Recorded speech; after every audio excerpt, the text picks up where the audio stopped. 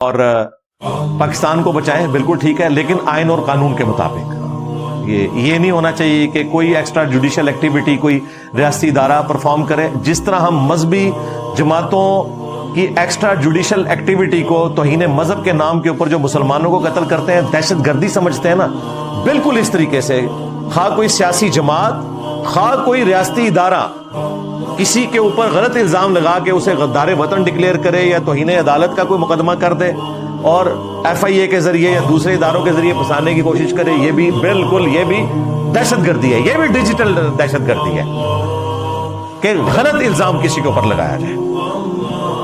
بعد میں آپ بے شک معافیاں مانگتے پھریں۔ آپ نے دیکھا یہ جو ہمارے ابھی نیب کے چیئرمین تھے، وہ ایک بندے سے جا کے قبر پہ معافی مانگ رہے ہیں۔ ہاں،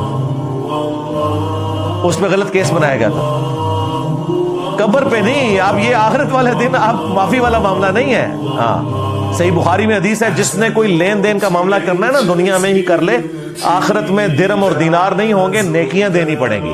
ہاں، اور صحیح مسلم میں حدیث ہے، نبی علیہ السلام نے فرمایا جانتے ہو مفلس کون ہے؟ صحابہ نے کہا ہم تو اسی کو مفلس سمجھتے ہیں جس کے پاس دنیا کا مال نہ ہو۔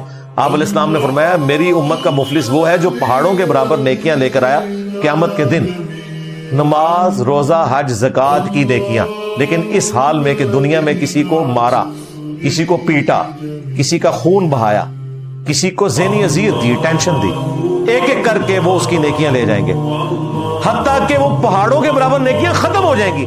ابھی بھی کئی لوگ باقی ہوں گے کہ جنہوں نے بدلہ لینا ہوگا۔ اللہ تعالیٰ فرمائے گا اب اس کے پاس نیکیاں تو ختم ہو گئی ہیں، تمہارے گناہ میں اس کے نامہ مال میں ڈالوں اور اسے اونا منہ کر کے جہنم میں پھینک دیا جائے گا۔ نبی علیہ السلام نے فرمایا میری امت کا مفلس یہ ہوگا۔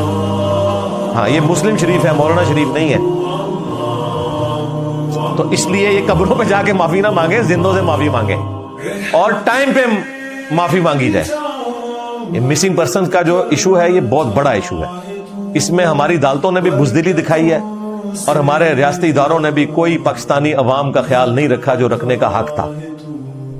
خواہ وہ بلوچستان کا مسئلہ ہو، پنجاب کا ہو، کے پی کا ہو، اس مسئلے کو ہنگامی بنیادوں کے اوپر حل کرنا چاہیے۔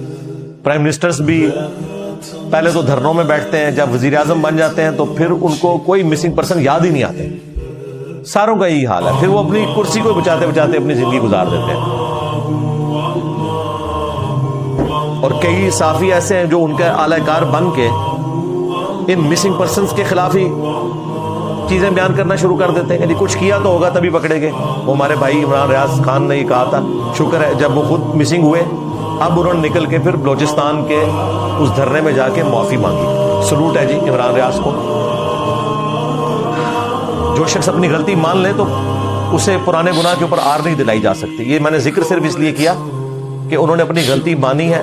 کاش ہمارے ریاستی ادارے بھی اپنی غلطیوں کو مانیں اور مستقبل میں کوئی ایسی ایکٹیویٹی پرفارم نہ کریں کہ عوام کے دل میں ان کے لیے نفرت آئے اور پھر وہ لوگوں سے گلہ کرتے پھریں کہ جی اداروں کی عزت کوئی نہیں ہوتی ہے اور یہ ڈیجیٹل دہشت گردی ہو رہی ہے۔ تو اس میں آپ کی حرکتیں بھی ایسی نہیں ہونی چاہیے کہ ایسا ہو۔ عوام جو کر رہی ہے وہ بھی غلط ہے، لیکن آپ کی پالیسیز بھی ایسی نہیں ہونی چاہیے کہ عوام اس لیول پہ پہنچے۔ باقی ان کو سب کچھ پتہ ہے، ان کو تو ذرا سا اشارہ بھی کرائے نا تو یہ تھوڑے کو بہت زیادہ سمجھ لیتے ہیں اور بعض کا سیریس لے لیتے ہیں، سیریس اس اعتبار سے لے لیتے ہیں، وہ کہتے ہیں یار اینو تک وہ ایک پہ بول دا جائے۔ تو بہت کم لوگ ہیں جو اپنی اصلاح کی کوشش کرتے ہیں۔ ہماری تو دعا ہے کہ اللہ تعالیٰ پاکستان کی حفاظت فرمائے، پاکستانیوں کی حفاظت فرمائے۔ ہاں، صرف پاکستان کی حفاظت نہیں ہے، یہ پاکستان ہمیں پاکستانیوں کے لیے چاہیے۔ اگر پاکستانی بیچارے مارے جائیں گے تو پاکستان کا کیا کرنا ہے؟ یہ سب کچھ پیرلل میں لے کے چلنا ہے اور ظاہر ہے اس میں ہمارے لیے جو بائنڈنگ فیکٹر ہے سب سے پہلے ہمارا ریلیجن ہے، اس کے بعد باقی معاملات ہیں۔ اللہم ربنا آتنا فی الدنیا حسنہ وفی الآخرۃ حسنۃ وقنا عذاب النار۔ اللہم احسن عاقبتنا فی الامور کلہا واجرنا من خزی الدنیا وعذاب الآخرہ۔ صلوا علی محمد وآل محمد۔ اللہم صل علی محمد وعلی آل محمد واصحاب محمد وازواج محمد وامت محمد اجمعین الی یوم الدین، آمین۔ اچھا میرے بھائیو، اب ریل